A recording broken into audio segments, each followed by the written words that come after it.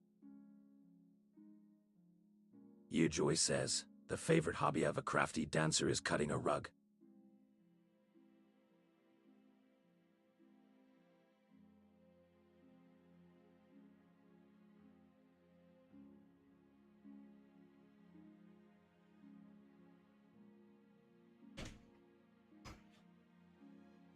Oh, yeah, we got plenty of time. All right. Number 15. How do you compliment a tech-savvy dad? How do you compliment a tech-savvy dad?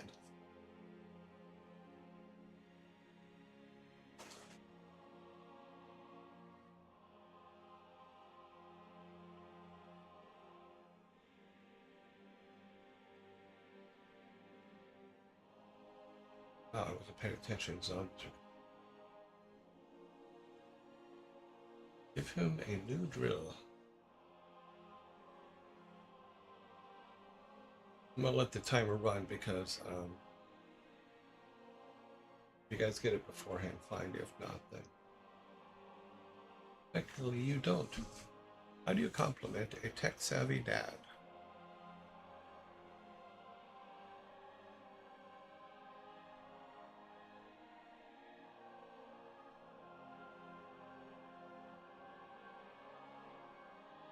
Tell him when you print, well, you tell him to create a programmer.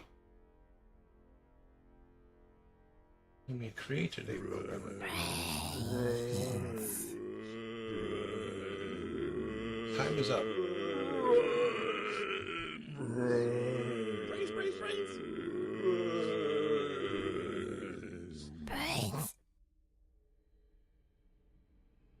I will get myself my can now.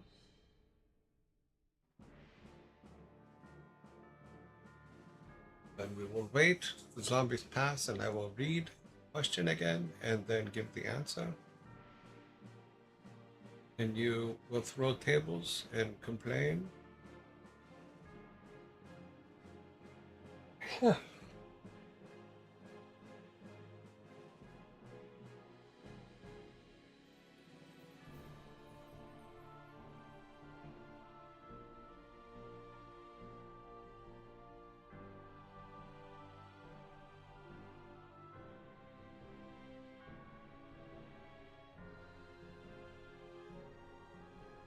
Wait for last bit of this.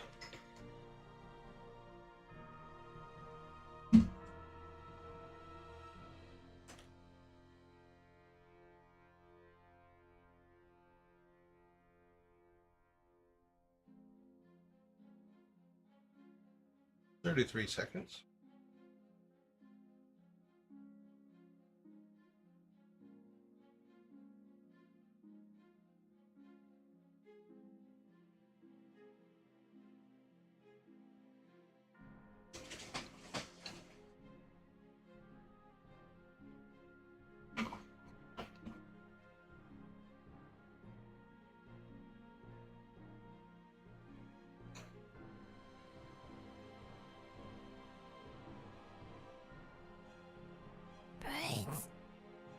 Alrighty. How do you compliment a tech-savvy dad? Your jokes are so well-coded.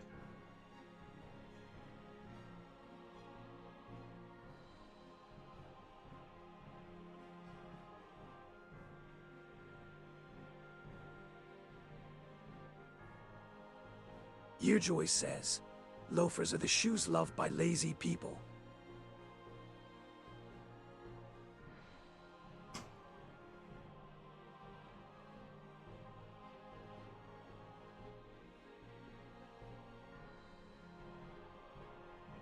Rejacket Games says, how many apples grow on an apple tree? All of them?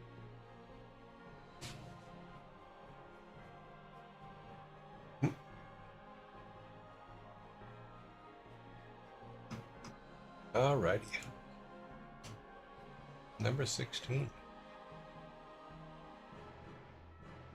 Wait a minute.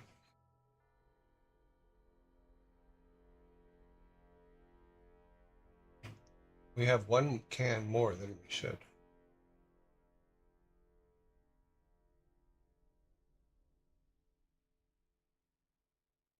Okay, well, I'm going to take one of mine away so we're at the right number. I don't know where I got off.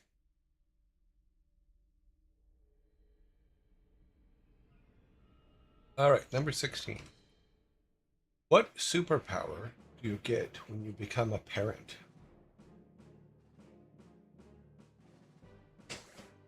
What superpower do you get when you become a parent?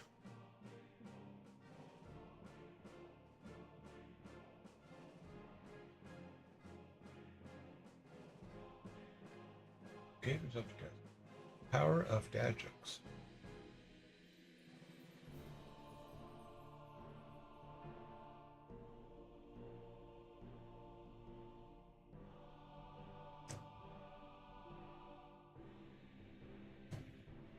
Apparently none. The one I always liked was, I can't say that because it'll give it away. Huh. There are a few things you get when you become a parent.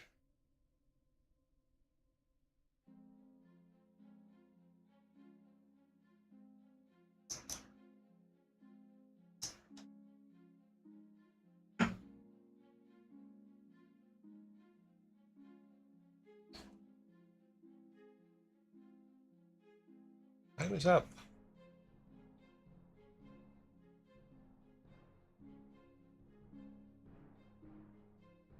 What superpower do you get when you become a parent? Supervision.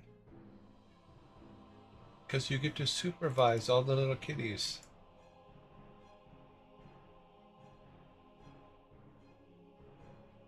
My superpower when I had the kids in the house was super hearing. I could hear anything.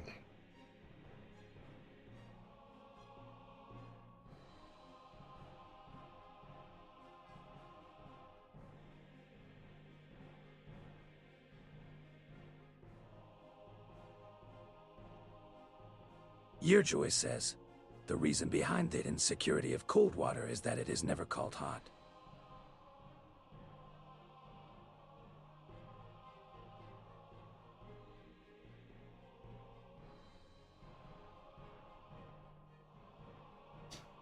All right, number 17.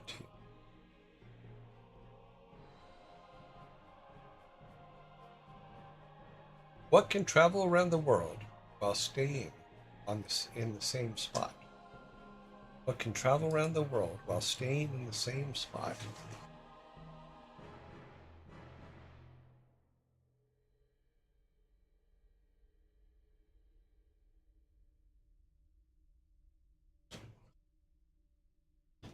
We do have a correct answer.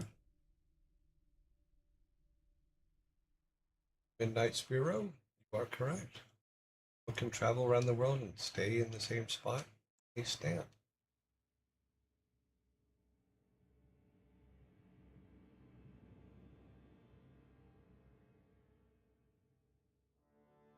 Somebody out there is mowing lawns.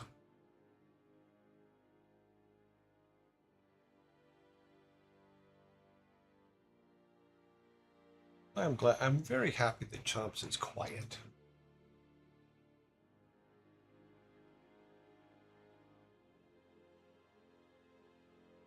No worries. Number 18. He's doing good. I have almost everything for his off-grid setup. I ordered the last of the parts last night. So I did a test with the battery I bought, and the solar panel charges it up in about 2 hours. Because right now, for him, I'm only doing he's only going to charge for about an hour a day. He charges a percentage every 2 hours, so he can charge up 60% in an hour. So my theory was, if I come from the the battery to the inverter, and then from the inverter I put one of those time plugs on where I can set it to where it only opens up to send him power for an hour a day. Then he should be fully charged whenever he needs to go to the yard. So the only thing I'm waiting for is I need the bus bars and the power switches, because you want to put a power switch Free Jacket between. Game says, did you hear about the kidnapping at the school today? Don't worry, he woke up.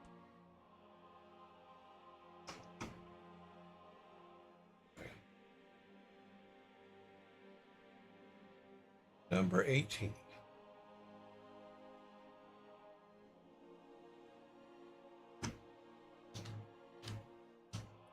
What's a skeleton's favorite type of road?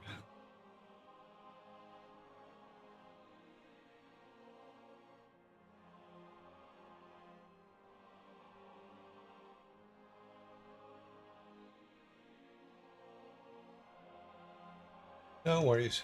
You were right. I was getting boring. What is a skeleton's favorite type of road?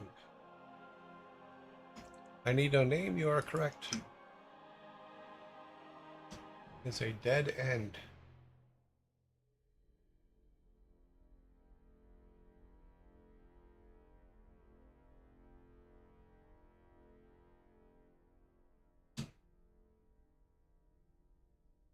Yearjoy says, I went to buy a pair of camouflage pants, but I couldn't find any.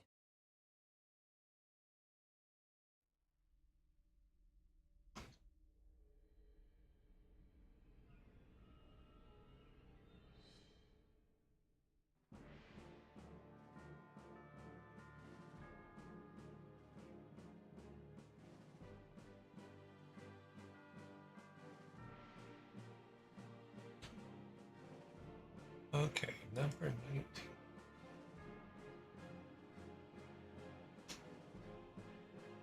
Who is in charge of atheists?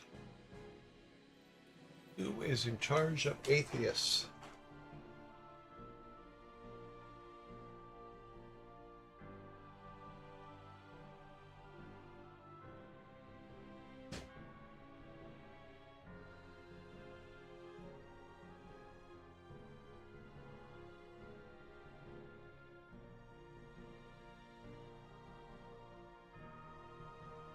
Sneedling, you are half right.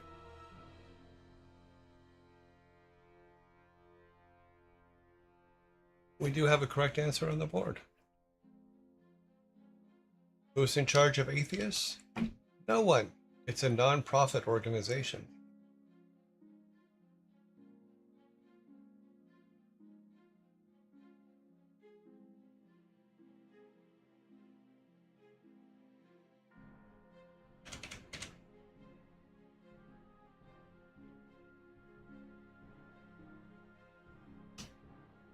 Okay, we only have the last one.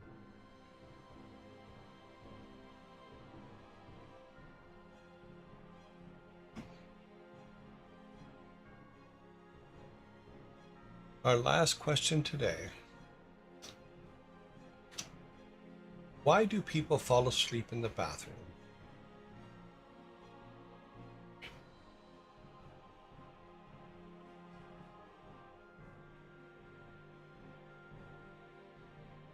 Why do people fall asleep in the bathroom?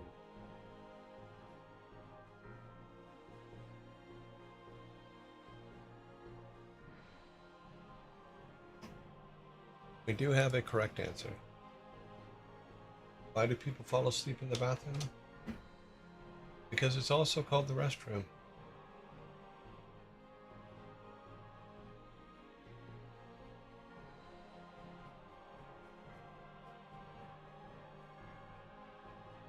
Yearjoy says, have you caught wind of the shoe factory blaze? Sadly, it claimed countless souls.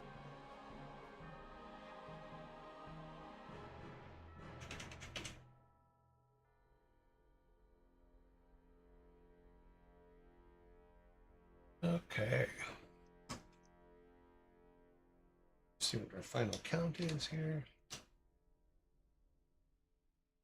Final count is 16 to 4 with 1 fork. There is your final count. Midnight Sparrow 1 says, did you hear about the distillery that burned down? Well, it is whiskey business.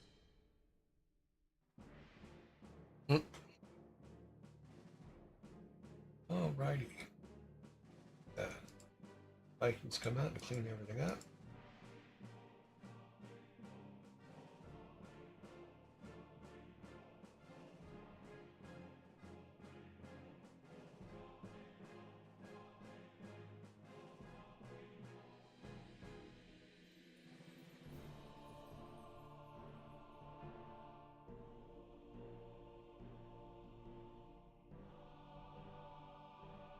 And back to the house.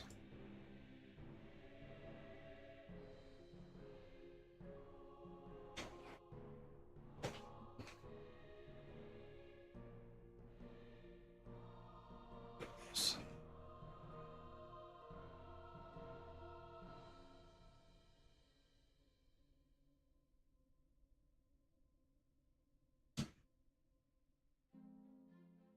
Yearjoy says, ever heard the one about the knife-wielding pig?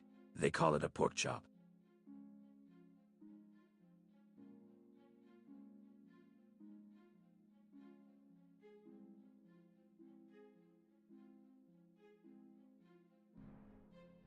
Okay. Close that.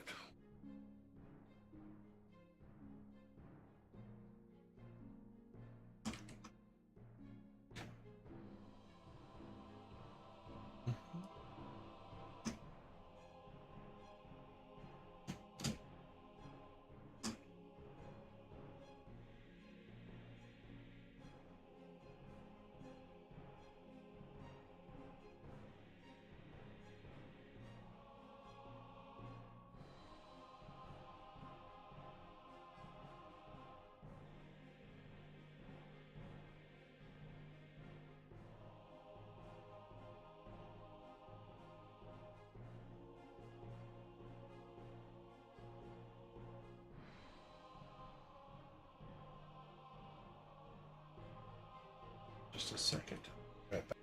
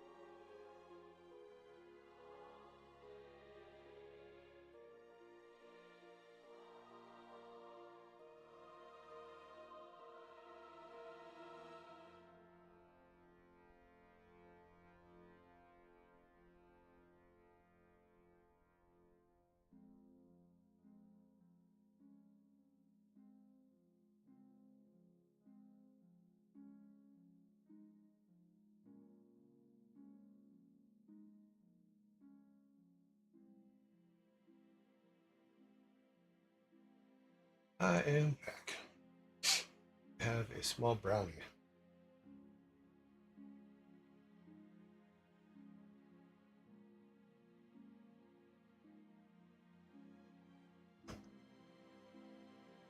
let me get set up for a little bit.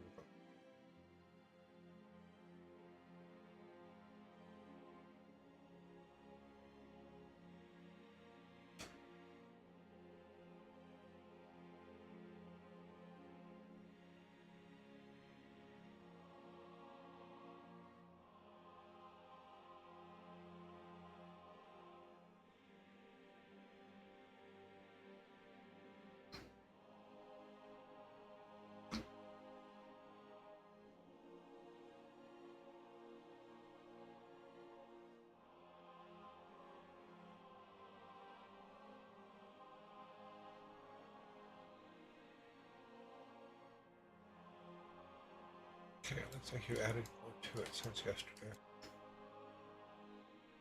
Get up here to the top. Look at that. Open that up so it can be seen.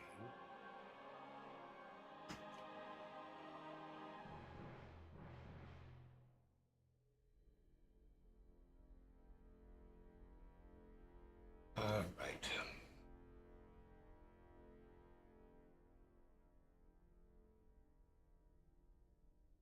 Open that.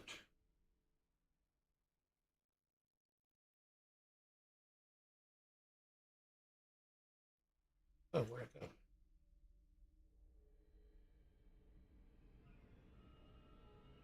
go? Window capture.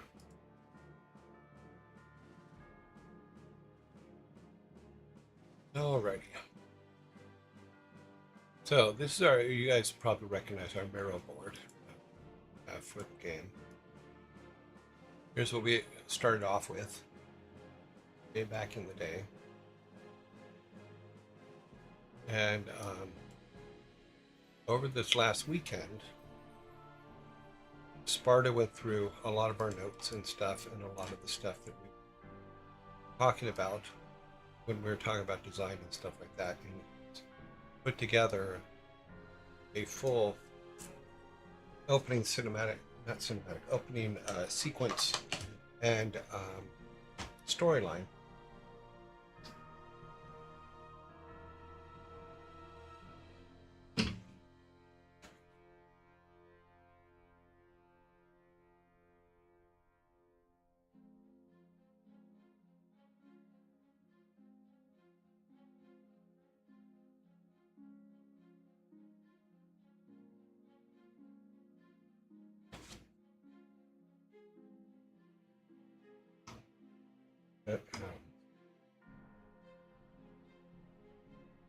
The other version that I was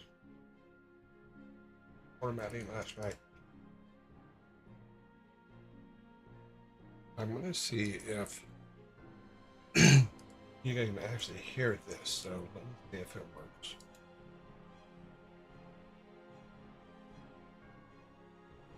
Toby's Adventures. Note, add references to the people who have contributed within the paragraphs. Prologue. Yes. Just need to slow it down. So, what I'm going to have it do is read this. It's kind of lengthy. But what Sparta did was he went and took all the story ideas that we have, and he credited everybody, all the color. Let me close this.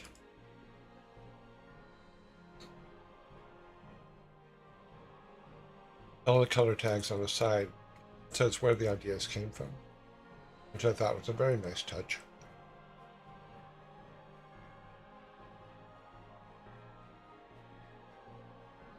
So, because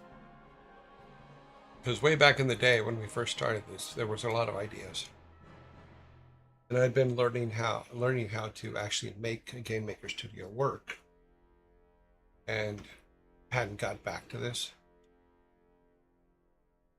So Sparta took it upon himself to go and do a lot of work on it.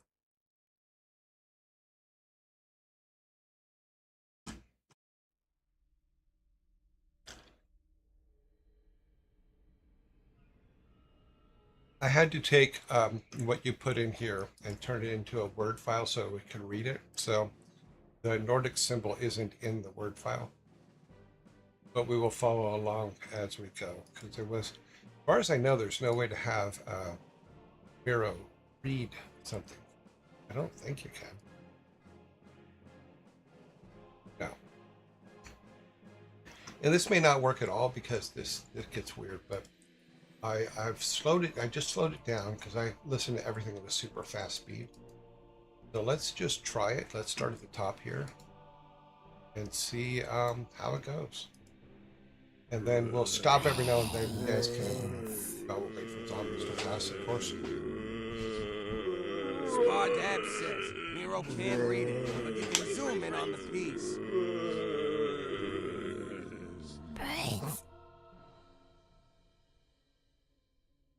Yeah, I'm going to zoom in on it while it's reading from Word. So I should never brought these brownies in here, in all honesty.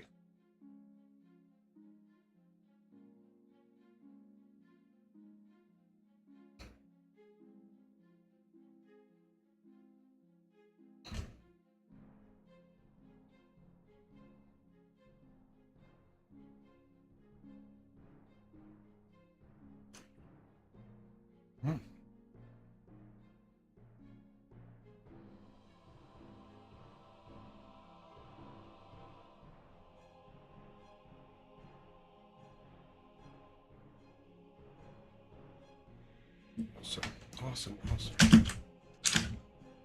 Oh.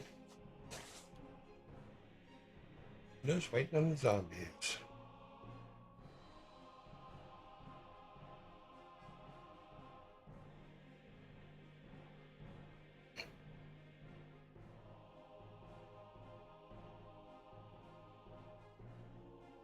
Okay. I can see what's going on.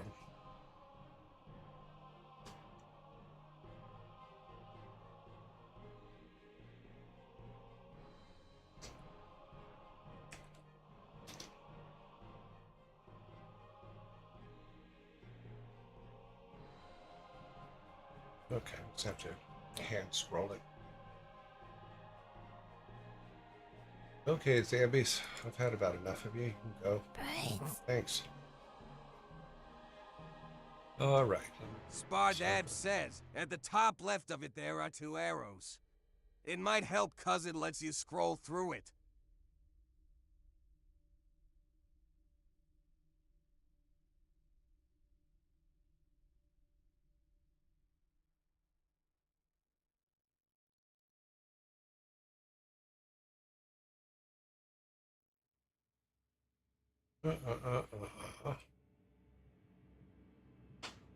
Top left, there are 2 arrows. I'm not seeing 2 arrows.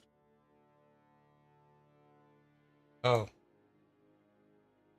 Focus mode. Oh, okay, cool. My window is not same size as yours. Oh, it won't let me zoom in on it though. I'll have to do it.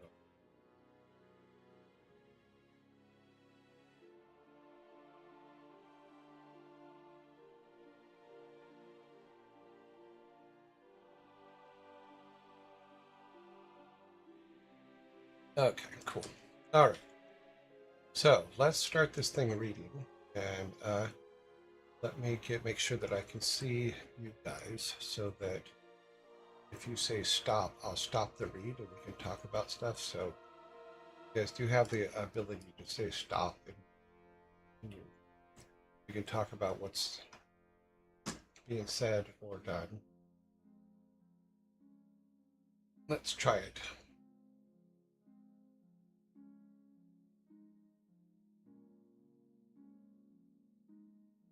Or not. Start this. Prologue. Toby's Adventures. Note. Add references to the people who have contributed within the paragraphs. Prologue. The conversation that gave us the Bifrost Prism Prologue. SKRYDY the Savvy Otter Kelisari Sparta BG, Sen _ to 0 and Neednanam Grumpy Otter _07. Opening That's too locating fast. all. Let me know. Heimdall, who is standing on the edge connecting Bifrost and Himinjorg, a fortress with great walls along the cliffs of heaven. The gates of the fortress glimmers behind him. He watches vigilant over the stars. Himinjorg is a mythical location in Norse mythology, depicted as the celestial dwelling of the god Heimdall at the edge of heaven, where the rainbow bridge Bifrost connects to the divine realm of Skar. 1. It is the 8th hall among the gods' abodes. It serves as Heimdall's base from which he guards Bifrost against incursions by giants, leveraging his extraordinary senses to monitor the worlds below. In the poetic Edda-esque Grimnismal, Himinjorg, meaning Heaven Mountain or Sky Cliffs, is portrayed as a serene hall where Heimdall, ruler over sacred spaces, joyfully consumes good mead and comfort, underscoring his role as the ever-watchful sentinel of the Aesir gods. Camera angles and color theory for Heimdall and the fortress. Camera 1 starts on a close-up of Heimdall with the fortress behind him, pans out to show us what he is looking at, revealing that he stands before a rainbow that seems to go on forever, as he watches over the endless stars and galaxies. Fades out. Camera 2 fades in back to Heimdall and pans to the side, revealing a shadowy figure dropping in front of the gates. Lurking behind him, the figure gradually creeps ever closer. Heimdall seemingly unaware of this presence. Heimdall is depicted as the whitest of the gods with emerald or golden teeth and bright, radiant features, a gleaming white armor, and a great helmet showing his warrior status. Heimdall's complication doesn't have to be pale. Keeping his armor off-white, with emerald accessories would give him a unique look for the game, and it will allow for him to stand out from the background within the scene. There's a depiction of Heimdall with a rooster ornament on his helmet, which looks pretty cool. Background for Heimdall is a starry sky, with a part of Bifrost showing at the bottom, potentially a spiral galaxy behind his head, giving the illusion of a halo. The fortress can be a dusty gray stone fortress, with emeralds ornaments built around the sides and over the gates, and an emerald tower in the middle. As the shadowy figure comes within a few feet of Heimdall, he raises a sparkly object in his hand, and Heimdall says, I think I got camera too far angles ahead. for the conversation. Color theory for Loki. Following the 180 rule, Loki will have the emerald tower in his background, and Heimdall will have open space, with stars and galaxies behind him with a little corner showing Bifrost. Loki is depicted as tall and lanky with either strawberry blonde hair or fiery red hair, with not much more information given, other that he is handsome and a shapeshifter. To stand out in front of the Emerald Tower in his background, Loki will be a tall and slender figure, dressed in golden armor, with long red hair that can act as a divider within the scene, between himself and the emerald background. Heimdall. You've never tried to kill me with a toy before, brother. What is that you hold? Loki. As usual, nothing escapes you, brother. And why does your mind always go to these worst-case scenarios? I mean, we're family. Would I harm my family? Heimdall. You do it all the time. Loki. Those are bygones. I'm a changed trickster, and I've been working on a little something. Seeing as father is still furious with me delaying the building of the wall. Even after I gave him that 8-legged horse, he still won't let it go. In the Gylfaginning book of the Prose Edda, Loki shapeshifts into a horse and seduces the stallion of the builder, delaying the works and giving birth to Sleipnir, Odin's favorite horse. Heimdall. No, brother, you saved Freya from that giant, so he's not mad about that. But you insulting every god during the last feast, then turning into a salmon, jumping into the river, and swimming away. That, he still hasn't forgiven. Loki, the Joker. The quintessential version of Loki appeared in the poem of the Poetic Edda called the Lokasenna, where Loki got offended and insulted every god at the celebration, then fled in the form of a salmon by swimming away in the river. Loki. Yes, that was worse, wasn't it? The two gods laugh for a moment, before Loki continues. Loki. Well, you see, brother, I know you don't get to do much, seeing as you're always stuck guarding this stupid bridge. But what if we could redirect it? Away from Midgard, away from the danger you so vigilantly protect us from? Heimdall. Come on, Loki. Not even your tricks can achieve that. Loki. But what if they did? I'd love to have your company. Someone big and strong like you, who could get Thor off my back. Loki shows Heimdall the prism that he had created. The Watcher sees potential, that Loki's trick might just work. So he takes a moment to consider the bargain. Then Heimdall asks the trickster, Heimdall, what exactly would this prism of yours do? Loki. If I calibrate it correctly, it should reflect the light to the other side of Asgard. That way the Bifrost leads to nowhere, and you don't have to guard it. Aside from that, with your keen eyes, you might be able to find the right angle at which to bend the light, allowing us to connect Bifrost to any realm we so choose. We could invade any realm in a heartbeat. Loki extends his hand to offer Heimdall the prism he had created.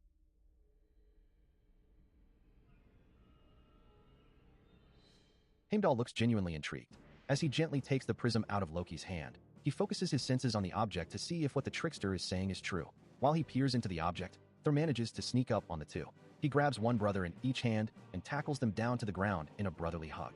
No malice in his actions, just pure love for his family. He exclaims excitedly, "Brothers, it has been ages since I've seen you so close. This calls for a celebra."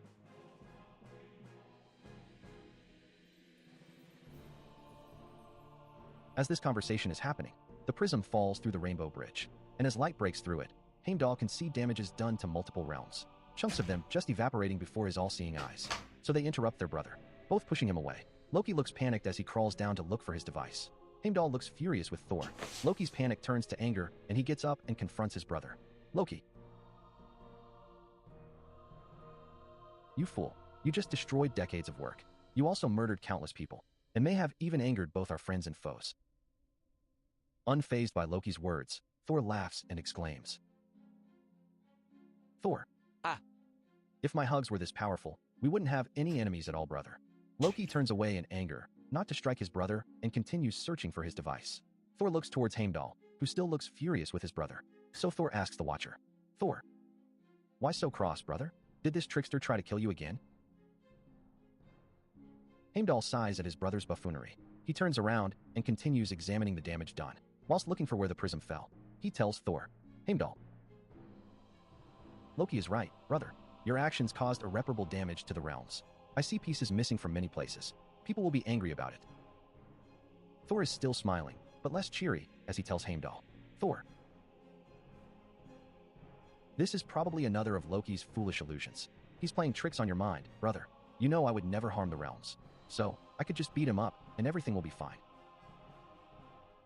Heimdall shakes his head in disagreement, which begins to worry Thor. Loki springs up, turns around, and starts running while yelling, "Loki, you grunting oaf.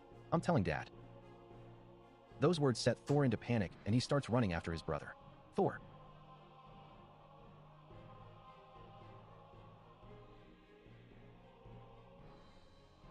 Every now and then this thing pauses, so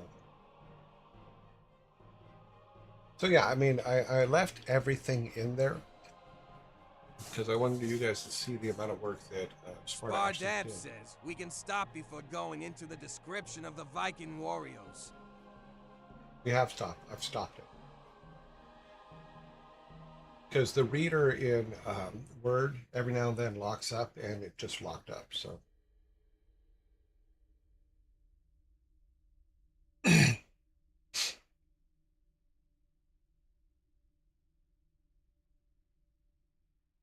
But I can go through and remove the descriptions from the read.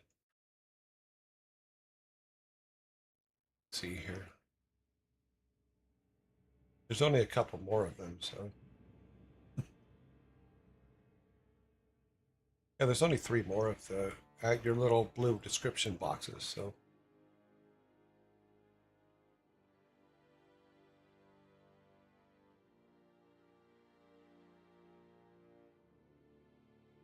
Should be right about there. We can let Thor finish his.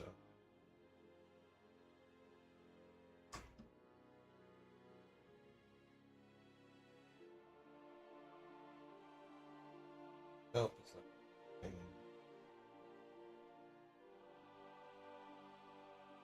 Thor, wait, brother. No, I'll give you all the meat I've stashed. Just don't tell Dad. Heimdall murmurs to himself. Father will have both of them flayed, as he continues looking.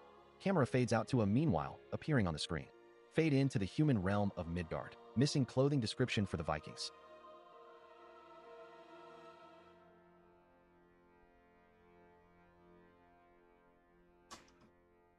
Okay, I didn't expect you to.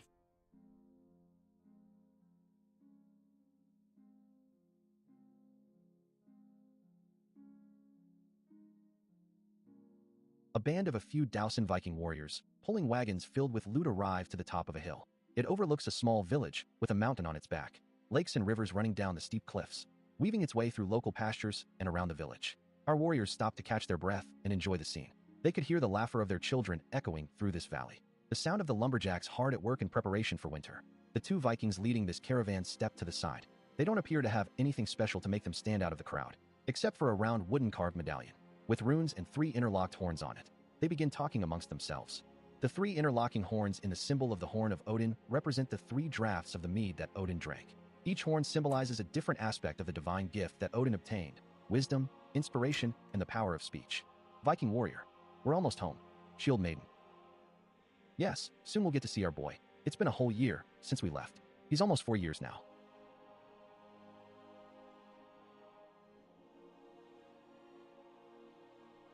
As they talk and reminisce about what they've missed, a bright flash of rainbow light blinds them. Shield wall. They shout as they look away. And in a moment's notice, all the Vikings organize and take in defensive positions, crouched in circles back to back with their comrades, their shields raised in one hand and clenching their axes in the other. The flash settles, so they look up over their shields. And not only the village, but the entire valley is gone. The mountain, the rivers, the lakes, the pastures, the swamps, and the meadows. All gone, with nothing but a burning crater left in their stead. Shield maiden. What happened?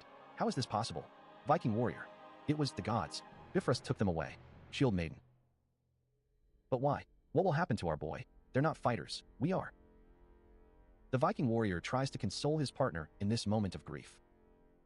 Camera fades out from the warriors. Camera fades into the town. Missing descriptions of how the town, townsfolk, and MCs look.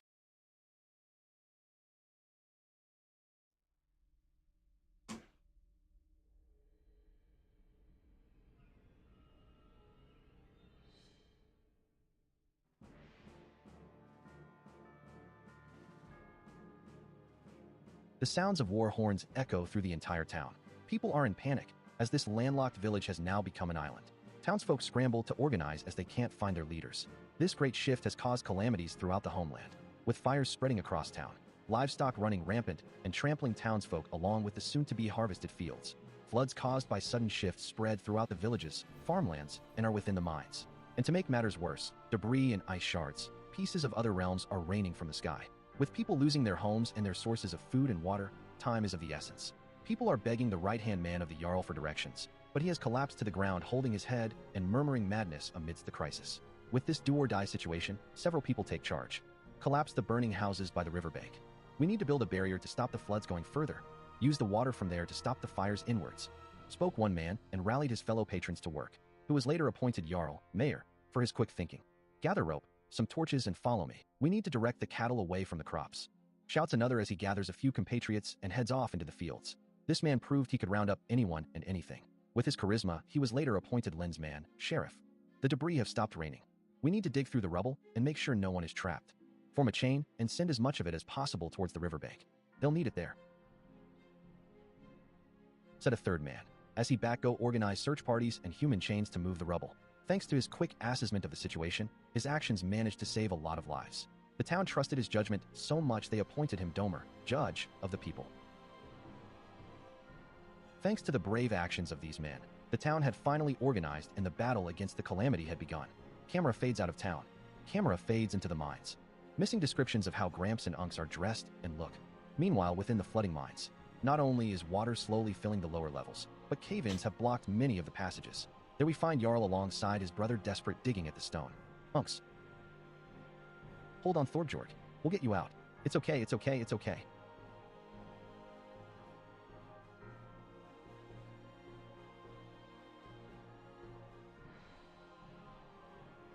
Like I said, it keeps The man looks...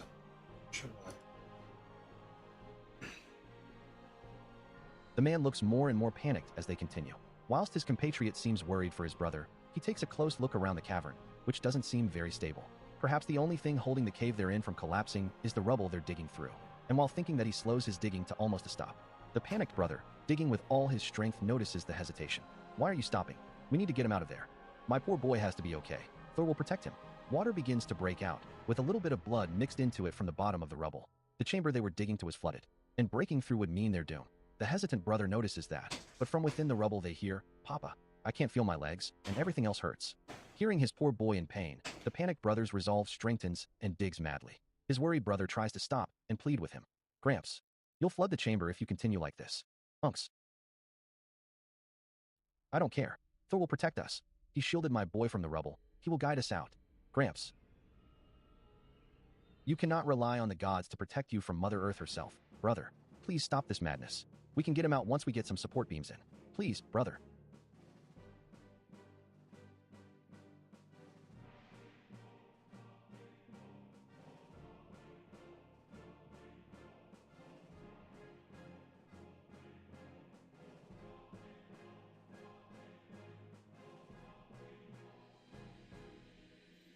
Too stubborn to listen, the brothers clash briefly.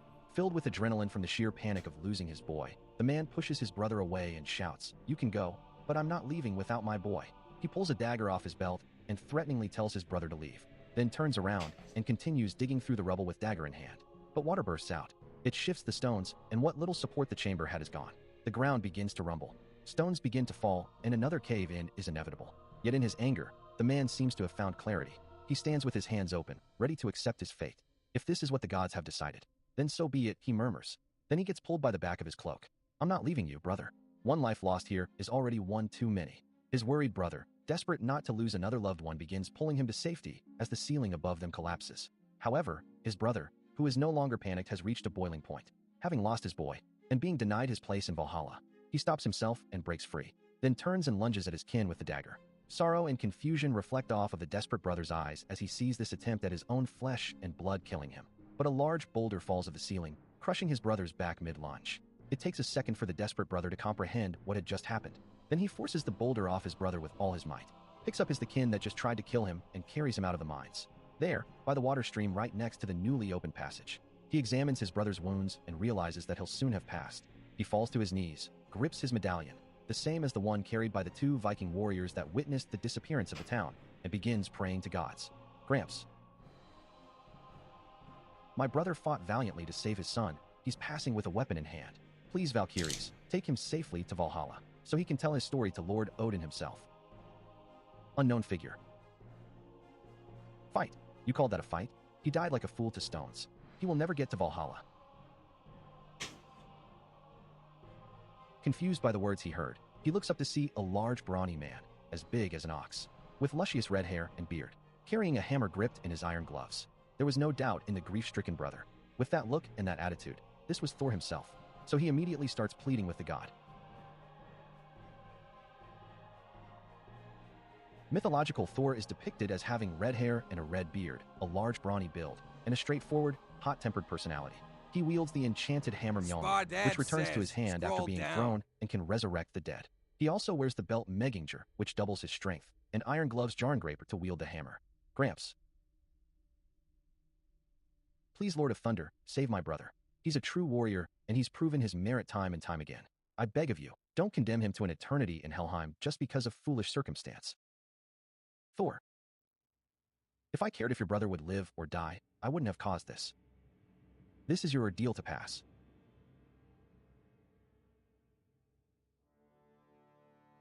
As the god disappears in front of the two men, tears begin to swell within the grieving brothers.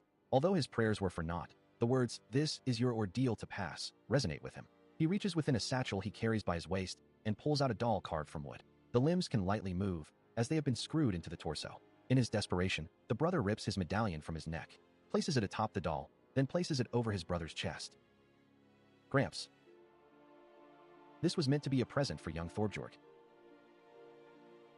I'm sorry, brother, but I can't let you die yet." As he places both hands on the medallion, he begins chanting something in ancient Nordic. As the grass around them begins to decay, winds whirl around the two almost as if in protest, and a bright light floods the area. Bright light leads to a fade out. Fade into the town.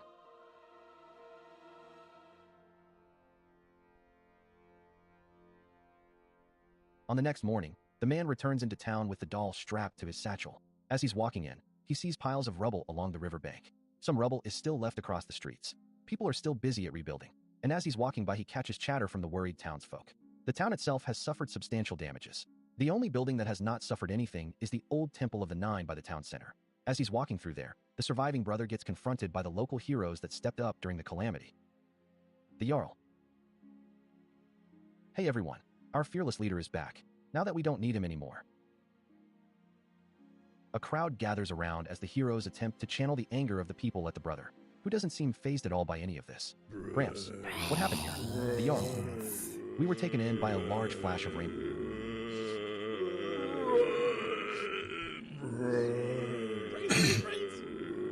I stopped the read while zombies are. I stopped the read while the zombies are here, so. Come back to it right there.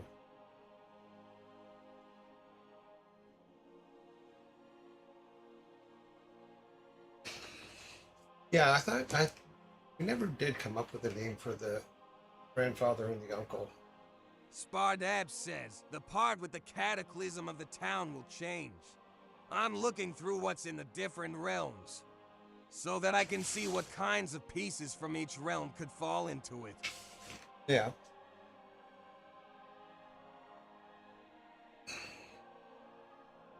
Is there and what is the significance of those pieces? Can something be created from those 9 pieces? Because there's 9 realms, right? I think there's 9. Because you've implied that the grandfather has or Gramps has some kind of power because he's able to transfer his brother into the doll.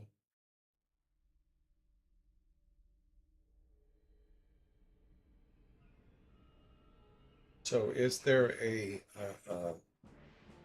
power or a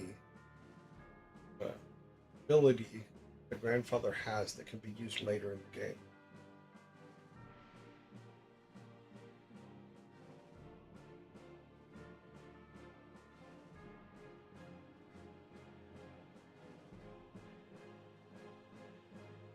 Brains. Okay. So we need to right.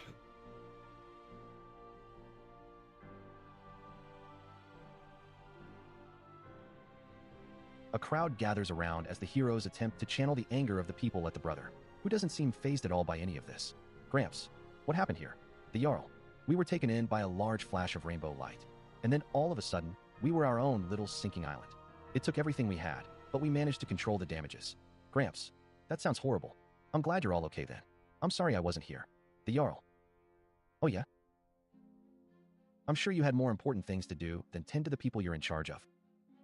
So what was it? Gramps.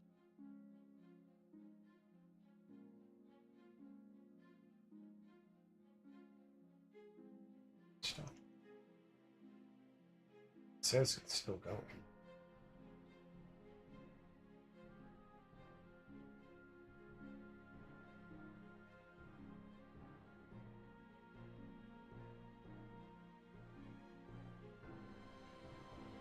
My brother, his son, and I were inspecting the mines when this happened. The poor boy passed before our eyes. Luckily, we managed to dig out with my brother, but a cave-in nearly crushed him. He might not walk again, but for now, he's recuperating out of town. After hearing the explanation, the people's anger subsides, and a bit embarrassed by his outburst, the Jarl calmly continues. The Jarl. Well, it seems you've had an ordeal yourself. I'm happy you're alive and well. But you still failed your people at their greatest time of need. The brother puts his hand over the shoulder of the Jarl, which catches him by surprise. Gramps.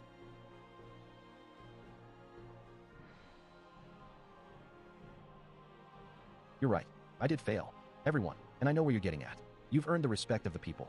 I won't contest your claim to Jarl. I will move out of town. But first things first. In my office, there are tools of medicine. I need to grab them. Then I'll treat anyone with injuries at the temple. Please organize the town to come see me. And I'll need a couple of people bringing in fresh water and bandages throughout. After that, I'll leave you be, and I'll settle outside the village. Oh, and thank you for protecting everyone. The Jarl contender is stunned by this outcome. You heard the man. Let's get a move on. The cries of his fellow townsfolk snap him out of it. He grabs the brother's hand and shakes it. Thanks you. He says, as he does as he is told. He organizes several posses to spread the word. He sends a few people to get the man's tools and assist him with whatever he needs. As the brother is waiting for his patience, the doll's eyes glow a fiendish purple as it begins to move and speaks. Unks. You call this recuperating? Gramps. No, I call this surviving. Unks. You should have left me to die with my son, because I can promise you, I will walk again, and I will have my vengeance on Thor for this. The ominous glow dissipates as the doll becomes inanimate again. Fade out from town and fade in on a panoramic view of the town. In the peaks atop the mountain that the mines are located, Thor stands stoic, watching over the town. But as he begins to cackle, his body morphs from a bulky brawny build into this tall and slender person. Loki. A whole realm for myself. This will be fun. Fade out and end of prologue. Link Grandpa and Uncle Story. Gramps and Unks stuck in the mine. Unks tries to save his son. Gramps is forced to make an impossible choice. Gramps makes a bargain to save his brother. Unks holds a grudge over it. Now, at the time that I put this over here, this part wasn't here. I think I put this in after. So, I'll come back down.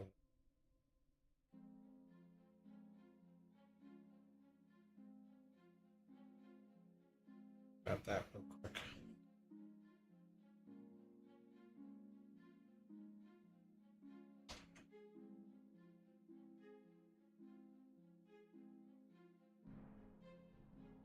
Okay, bottom part.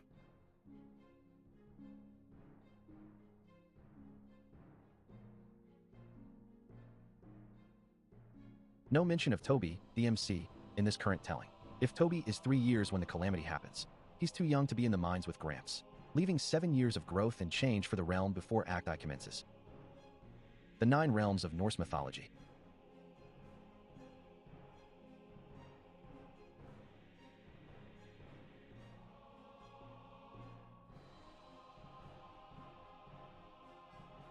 Asgard, home of the Aesir gods. The realm represents war, governance, justice, and cosmic order.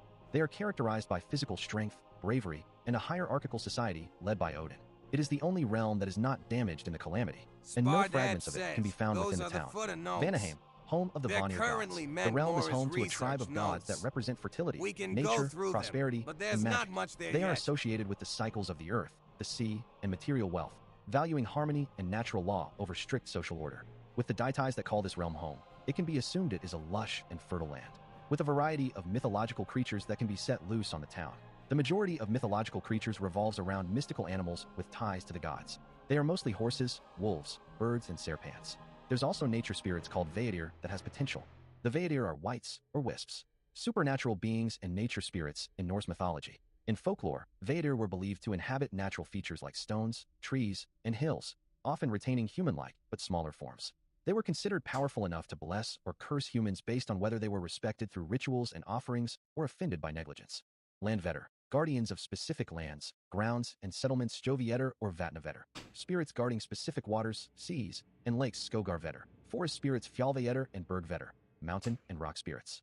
Helheim, realm of the dead. This realm, ruled by Hel, is damp, dark, cold, dreary, and misty. It is buried deep underground, beneath Niflheim. The realm serves as the afterlife for those who do not die in battle, specifically those who succumb to illness, old age, or misfortune. The mystical mists have seeped into the newly formed realm. Within them lie the Draugr, undead warriors, believed to possess superhuman strength. Midgard, home of the humans. The realm suffered the most damage, as a whole region was ripped out of it. This region is where the town resides, and has become the epicenter, where the debris from all other realms is sent. Svartalfheim/Nidavellir, home of the dwarves.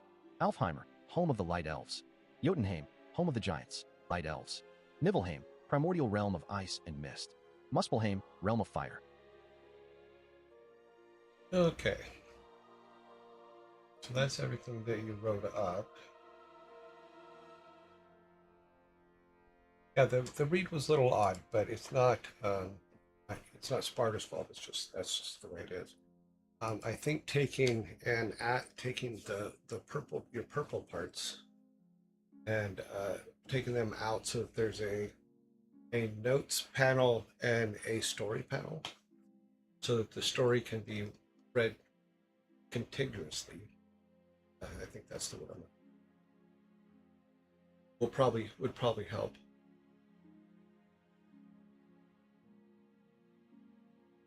But I started to break it up into more of a script form for myself to understand.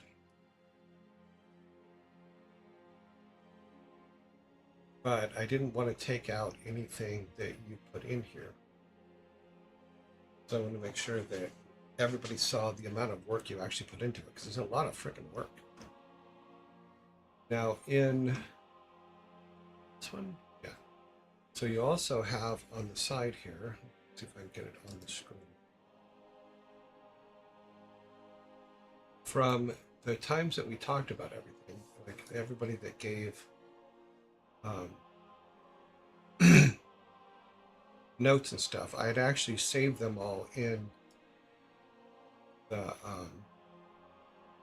in the mirror board, and you actually made things for them, color 3x5 cards for them, so that those would be preserved as to who said what, when, where, how, and where a lot of the ideas came from.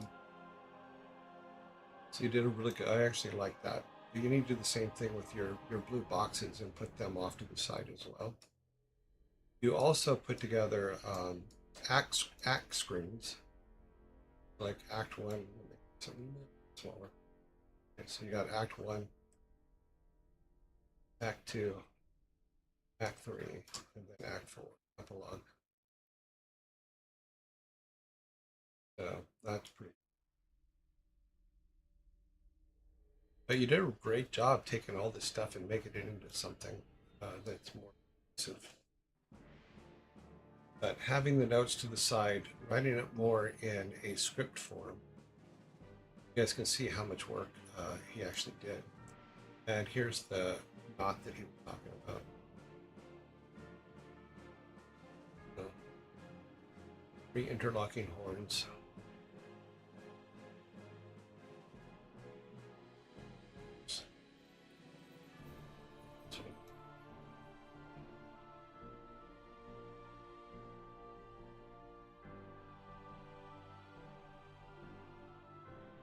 Well, I was thinking about your grandpa issue, and that maybe there are. Let's assume that the uncle's personality and the grandfather's personality are very much different, and that the uncle has been undermining the grandfather to people in the town, and that one person in particular is like the uncle's right-hand man type thing, and it's always looking for a reason to blame the old man for everything.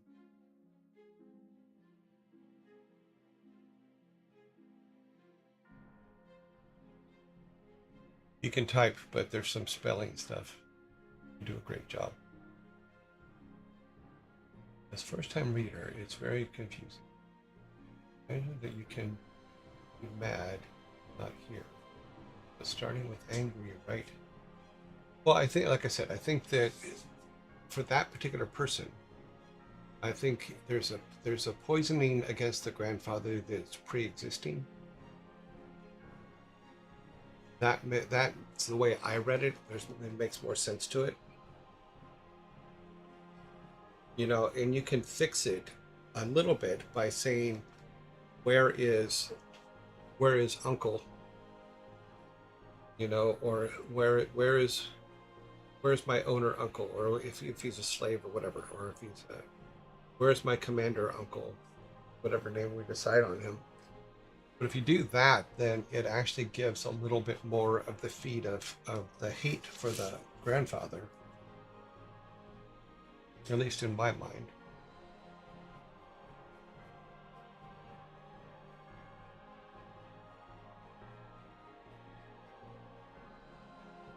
Spardab says, I also missed a detail. The same medallion that the Vikings are carrying is the same one Gramps had. 'Cause those were the father and daughter of the MC.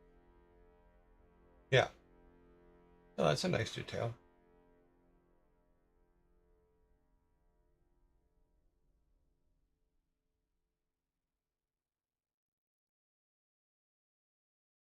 If Gramps confessed he left his nephew to die, and I can see people. Well, I don't think he has to confess it, even if it's they think he left his nephew to die. But by the same token, it sounds to me from the explanation of Sparta, you can clear this up a little bit maybe. It sounds to me like this came out of nowhere, obviously. None of them knew it was coming. Eventually you'd have to answer why the uncle and grandfather were in the mines with the boy with the nephew in the first place, the other nephew in the first place, and not in town. You know, because that was the things that one of the things that got me is why were they over there?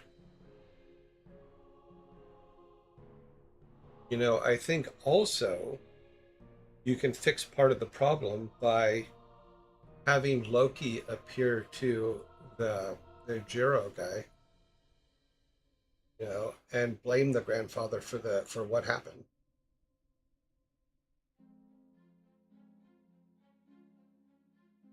Which can also cement the anger that the other guy has against the grandfather or Gramps.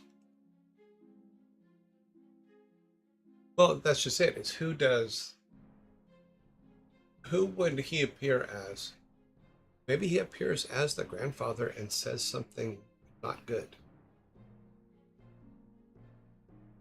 Yeah, maybe Loki gives him a vision of the grandfather running or something.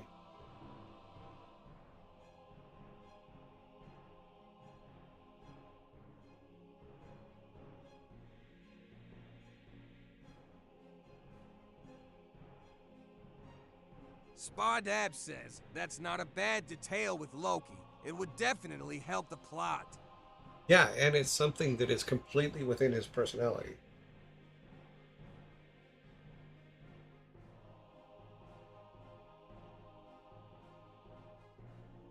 Because I think that Loki would really play up the fact that it's number one Thor's fault. But I like the thing about the end where Loki goes, a realm to myself.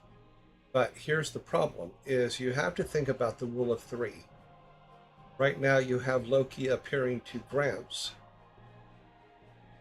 only once. You need Loki to appear to three different places. That's why I'm saying let's add it to Jar's, Jaru's, or whatever. Add a vision there, and then we need one more to cement the rule of three. Um, which will, which, and then when at the end when he turns from Thor to Loki, then you'll call back, go, oh, the other two were him as well. Jarl, okay, yeah, okay. But yeah, we need 3 incidents of Loki appearing or causing a vision.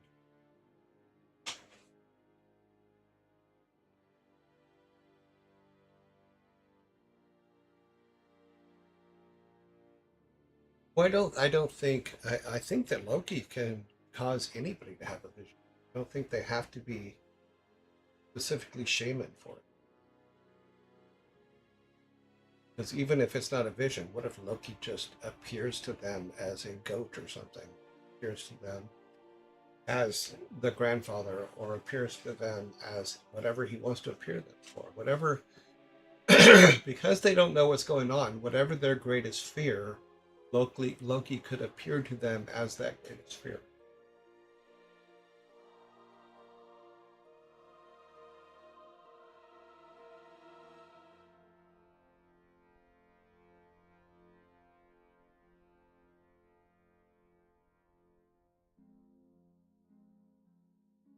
I haven't explored in character design, but with the people we currently have, we'd probably make Temple Priest as a low tier shaman.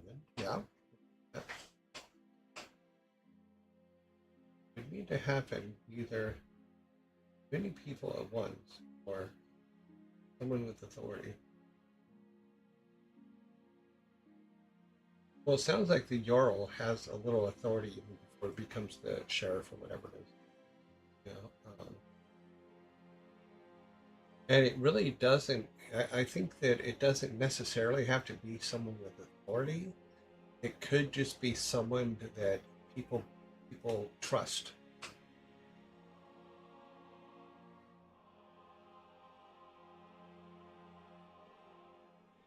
Because another thing is nobody asks where the uncle is.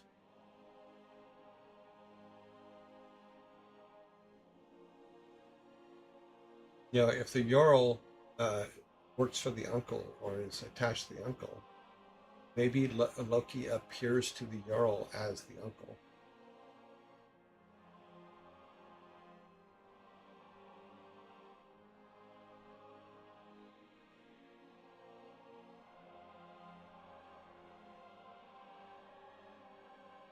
Solantis and Steve had without in the first one.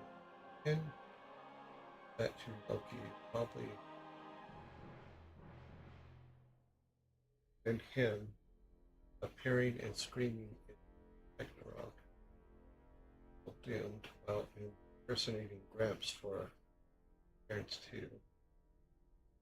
What's Unk's position in the village? Well, in our original conversation, grandfather basically was the spiritual side of the village, where the uncle was the mechanical side or the physical side of the village. Whereas the grandfather kept to the altars and all that stuff. The uncle was a miner and very clockwork type. That's what we were talking about. So the village is already split in half by the two of them.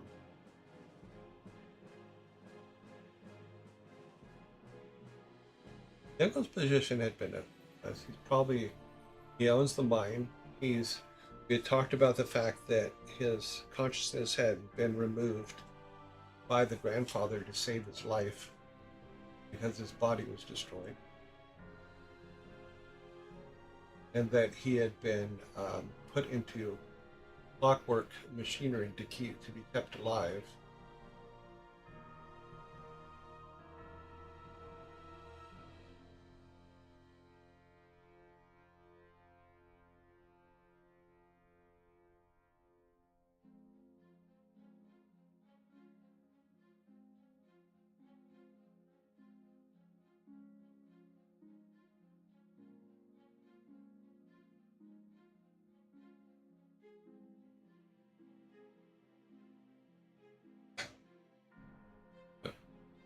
They're on the screen because it keeps popping up again.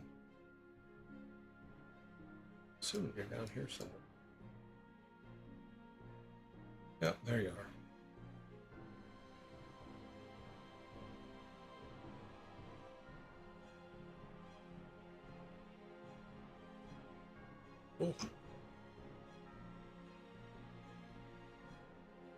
Because even way back in the beginning here, when we laid it out, is the uncle's, was the grandfather's house. And over here in the mines, we had 16 levels of mines.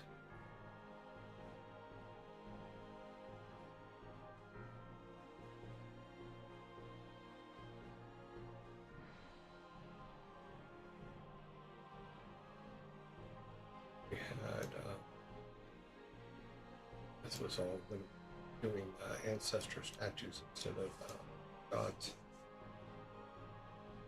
There's still a lot of stuff over here of things that can be done. Gameplay, look for granddad training.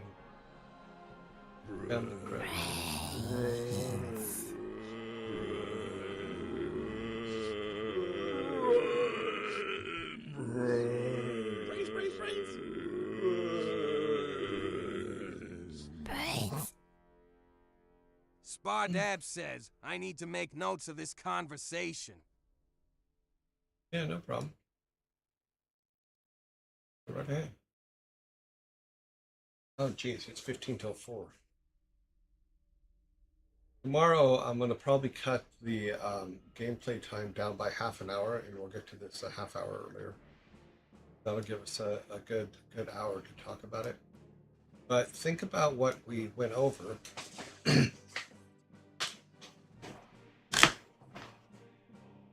And then this was when it was the family crypt. This is when we started doing the new stuff.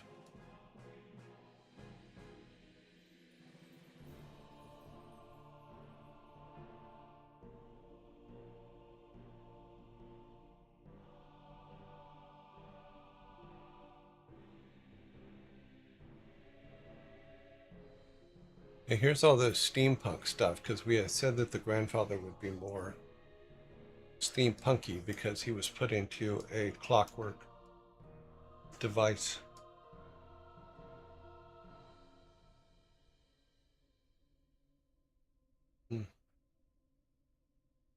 So the uncle was more about science and mechanical things, whereas the grandfather was more about the other stuff, more about spiritual stuff.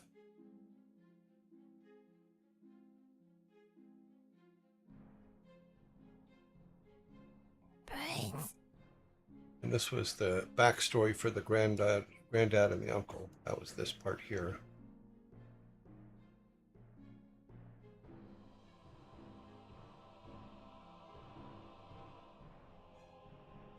Yeah, so look at that section there too.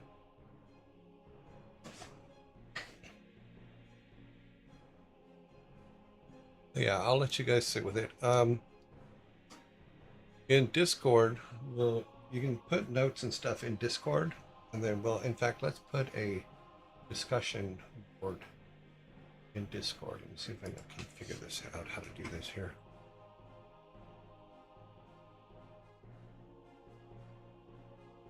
Say, put it up here at the Ask All Father. I think we had one. There is a section called Our Game Suggestions already. You can start putting stuff in there. That's exactly, in fact, that's where Sparta had put the maps before. But yeah, so check that out. And put your notes and stuff in there and questions that you have in.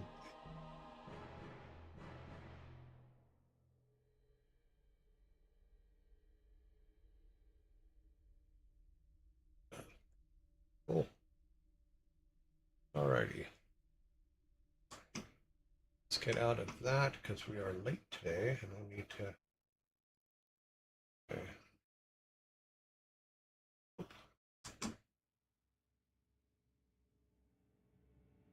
There. Turned off.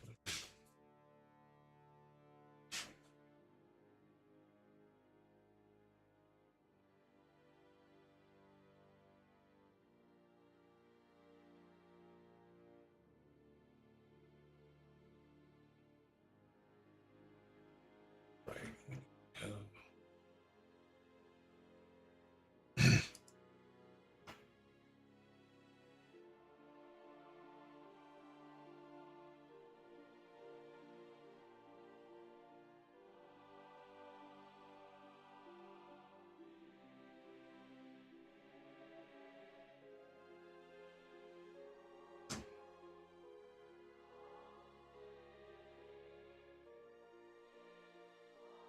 Okay.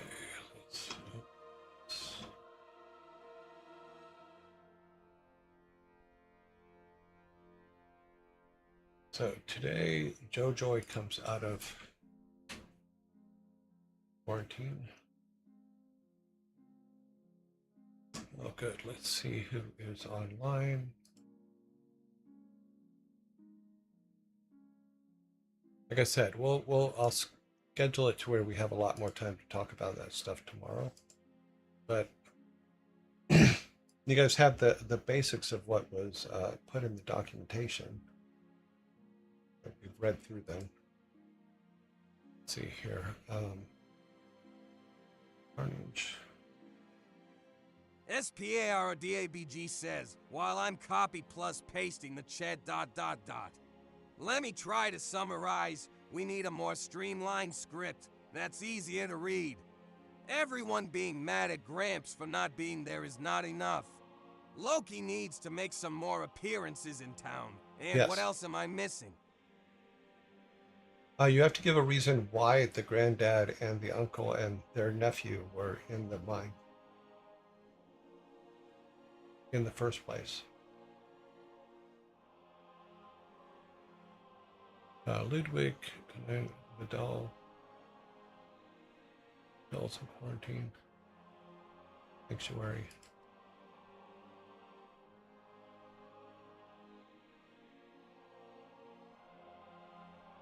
Yeah, Loki definitely has to be stirring shit up.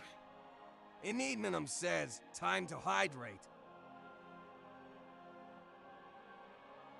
But we do need at least 3 incidents of Loki basically causing shit. Fair software's in quarantine, Sfod, Pizza Princess.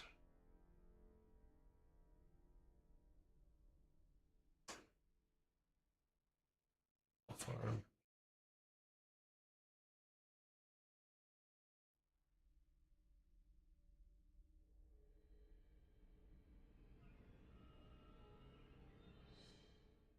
I mean, you can even make it to where the uncle blames himself for bringing the boy to the mines and him dying.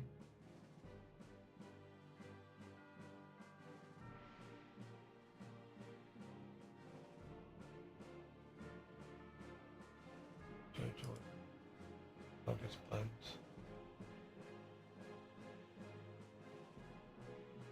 Cute bunnies. Scritty Scree says, can you explain the 3 incidents rule? Tomorrow, maybe. There's a thing in television and storytelling where it's called the rule of 3. And it's a timing issue. It's a things happen in 3s. So if you were, it was something that they taught when I went to directing school at the American Film Institute in LA. Erin Gray was talking about it because she was one of the people that I met there, and she was taking the same directing class I was in. She sat behind me, and I have massive hair, so she asked me if I could move over one seat because she couldn't see past my head, which got us talking. I didn't know who she was at the time. I found out later. Yeah, but she was talking about the rule of 3, and it's a thing that directors use where something happens, a minor something happens, then a medium something along the same line happens, then a big something happens in the 3rd time. So if you know about it, then, and you're watching any TV show, you'll start to see that pattern everywhere because the rule of 3 has been around forever. And it's something that it has to do with how our brains work. It's how the escalation works in our brains for tension and or comedy. 1 appearance is a cameo. 2 appearances is a coincidence. 3 appearances click in with the audience. Yep. It means something's going to happen. Okay, Princess, Furball.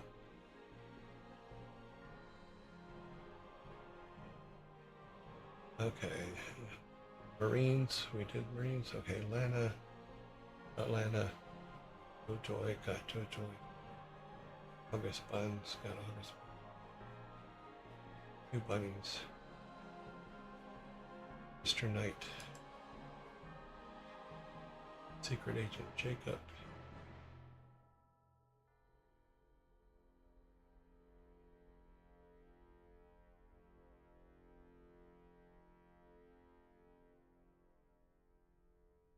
Yeah, but if you watch any of your TV shows or any of the things, you'll start to see the rule of 3 being used, and you'll ask yourself, "Why did I never notice that before?"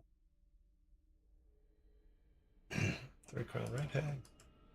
We have a lot today, and then Rams Reef. Okay, 17. So,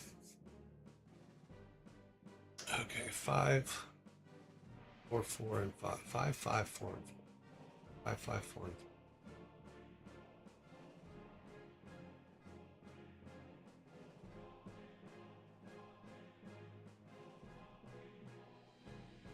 5, 4, 4, and 4. Yes. Got it.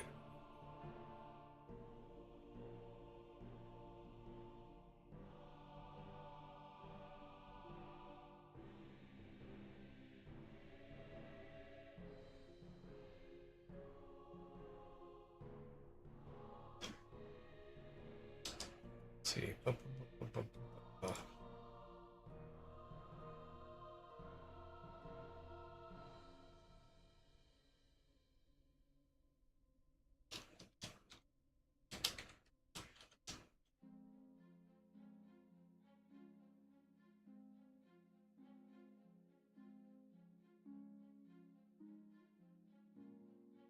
Okay, here's a quick explanation of that, by the way. Go back to me here, just for a second. Here's a quick explanation of the rule of three. The rule of three is a versatile principle stating that things arranged or experienced in groups of three or more, memorable, satisfying, and effective.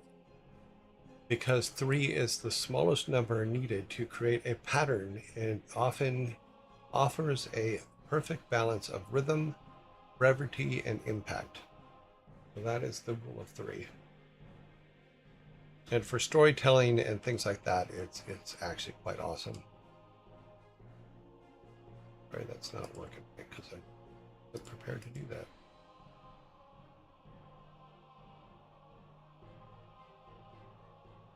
But it is a real thing.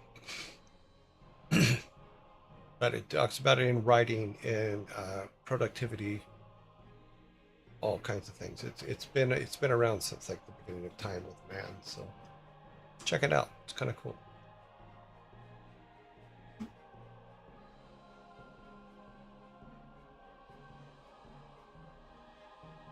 Okay, back to where we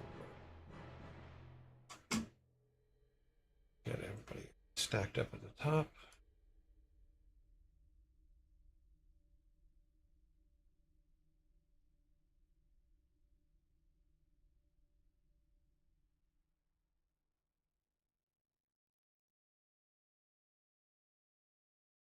Okay, 5, 4, 4, and 4. Down here.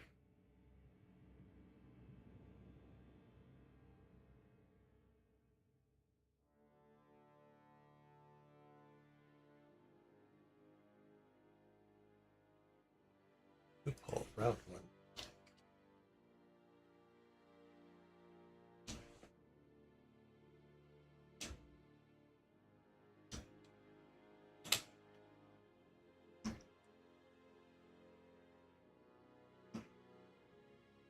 It's also good to do it that way because that's what our brains are kind of used to. And there's some familiarity in there that keeps people from going, that was odd.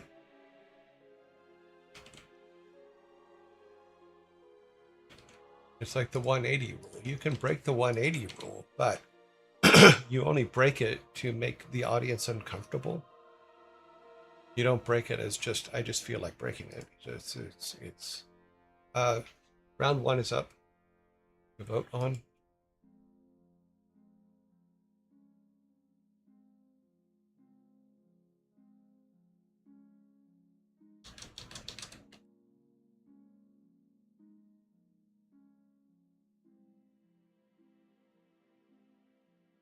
Anna Demon 500 says, don't forget to vote.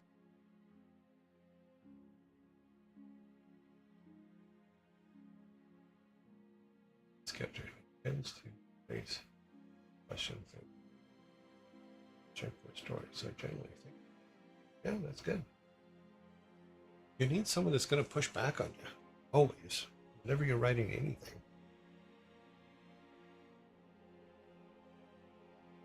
You need the kid in the corner going, why? Why? Why?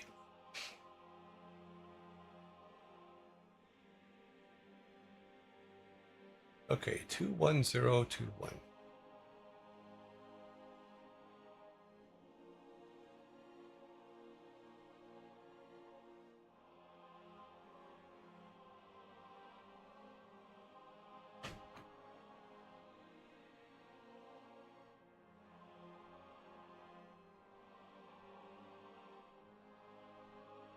Set this up.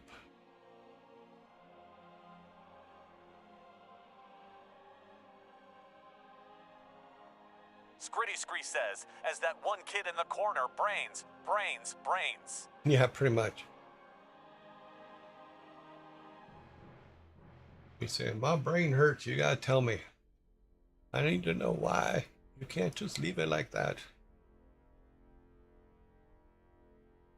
Okay, so we got a 3, 4. Let's get the next set up.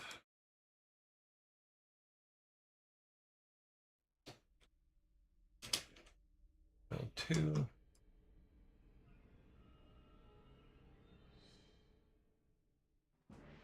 Two, 3, 4. Okay, round 2.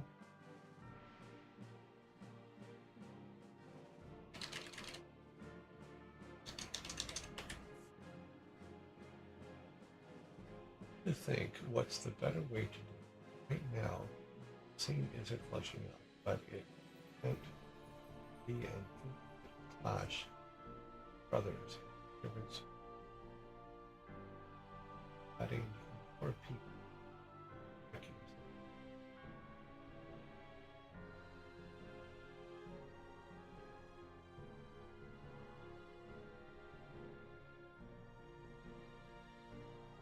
Your writing is bad and your should be bad about it.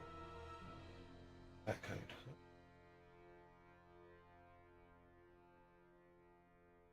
His writing's not bad, it's disjointed because of the way the reader works.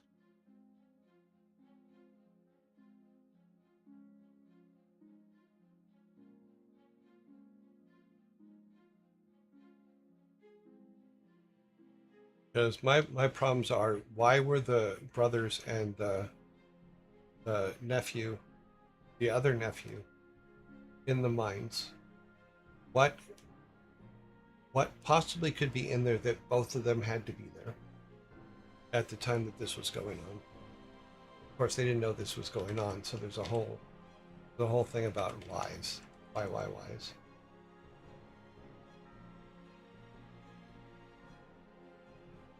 Oh, no, that's fine. But I'm just saying is, in my personal opinion, why were they both in the mines together with the other nephew? And in all honesty, I would ask myself, why wasn't the uncle more upset about the boy dying?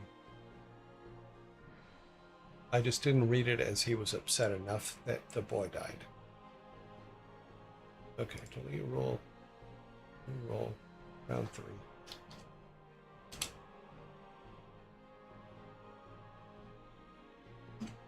Ludwig. EMDC. Mr. Knight. He's a princess.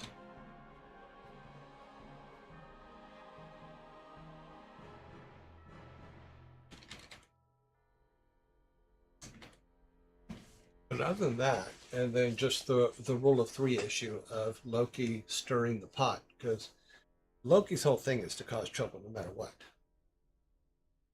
You know, and him looking at this as a perfect opportunity.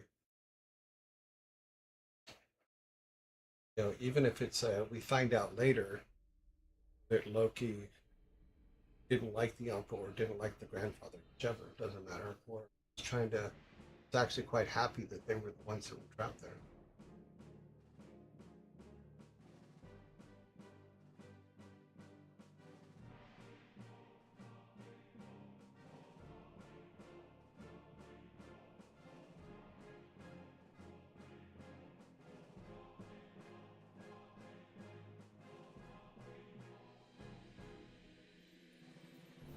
Okay, 0000 would be to make Loki an agent of chaos, yes. Not who he likes or did. Out. Causing maximum damage at the moment, yes.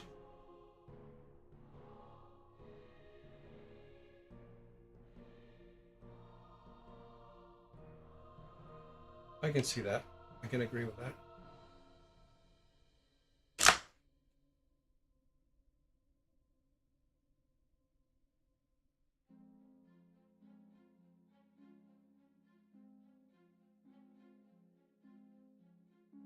Now, you also have to make sure that the reader understands that Loki didn't know this was going to happen. That it's him taking advantage of the situation that he didn't know was coming. Okay, last. Oh, we have 5. Oh, we had the wrong count. Oh well, that's okay because we have enough. 4.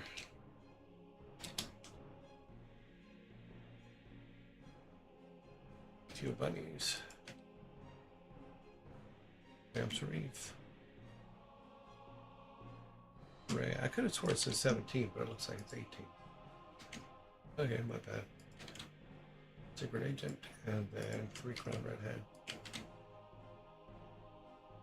Last set.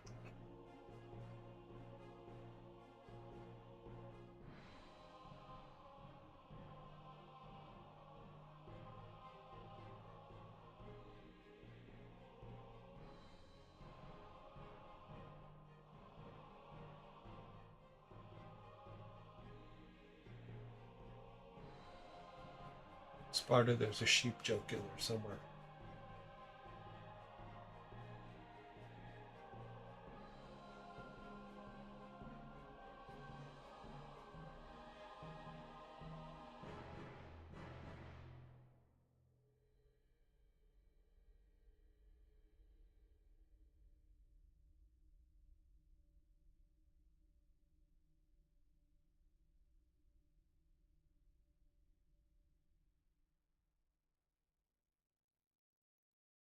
Well, you've set precedent that Loki runs off all the time, whether he turns into a salmon or whatever. There's already precedent that Loki runs. 10111.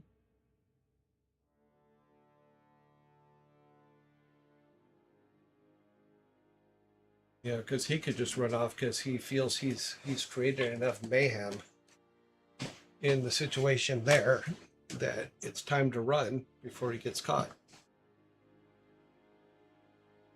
Because in your earlier stuff, you've set that up very, very nicely.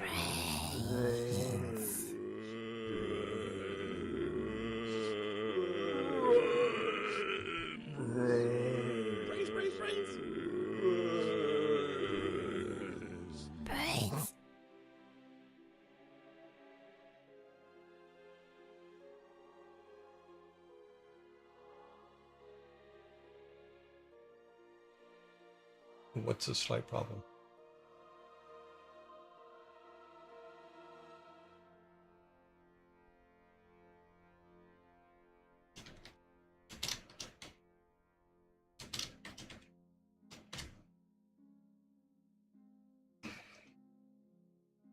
Okay, we have Sanctuary, Lana, yeah, BC, SFOD, and just code no. Here's our final vote. As a game prologue, it shouldn't be longer than the span. Average player. Technically, that's not a problem.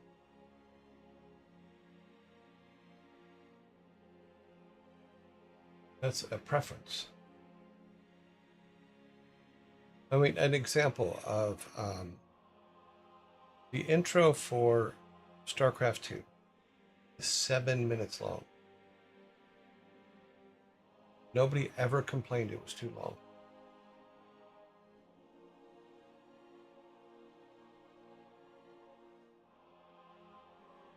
The original trailer intro for Overwatch was also about 7 or 8 minutes long. Nobody ever complained it was too long.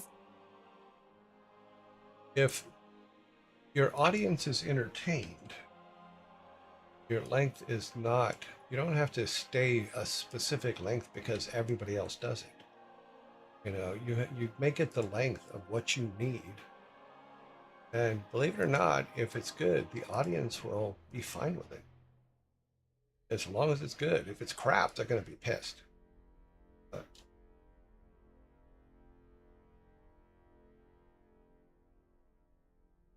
Now, same thing with advertising. This isn't an advertising piece. This is the intro to the game. So in all honesty, my theory is this, is you use exactly as much time you need to get that person involved in that world. I don't care how long it is. It could be a half hour for all I care. As long as it's pulling them into the world, setting them up for success in the world.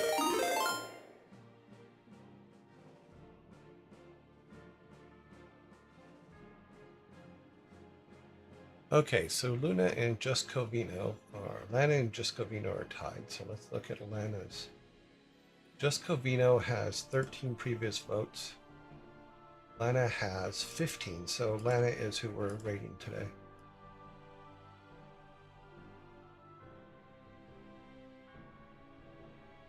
That's 9, 2, 6. Copy that.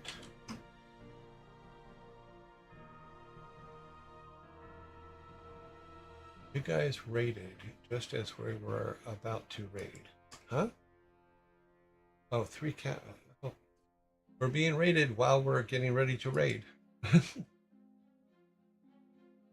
I broke my puzzle on House of Da Vinci 3, so I'm bringing everyone here to say hello. Well, hello. You're raiding while we are going to raid. I'm actually just building the raid to go over and raid Lana. We just finished our vote. And let's see if she is online. She should be. Unless she's offline now. Okay, so we're not raiding Lana. So we're going to raid the other person because Lana looks like she has gone offline while we were talking. Make sure. Yep, she's offline. Go back to here, and we need to move this over to Just Covino because they tied. We're going to go open up Just Covino, and Just Covino is going to be gone too. Nope, they're still live. Okay.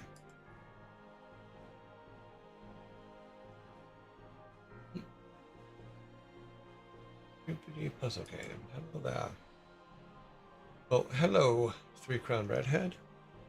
We were just closing up and getting ready, literally getting ready to raid. We're going to be reading Just Covino here in a couple seconds. I'm going to build the raid right now. Get my closing screen up, and we'll continue our conversation tomorrow on the game, guys, and see how it goes. We are running, wow, almost 15 minutes late today. So, SiriBot, don't forget to stay hydrated. Wow, I didn't tell SiriBot to say that. SiriBot ending our channel is intended for mutual audiences. Oh, okay, yeah, so we're good there. Okay, we're going to raid with 29 people to Just Covino. It is a mutual audience channel, so keep that in mind, guys. Sparta, we will have a lot more time tomorrow to do this. I'll cut down on how much we play WoW tomorrow so that we can spend a little bit of time on this.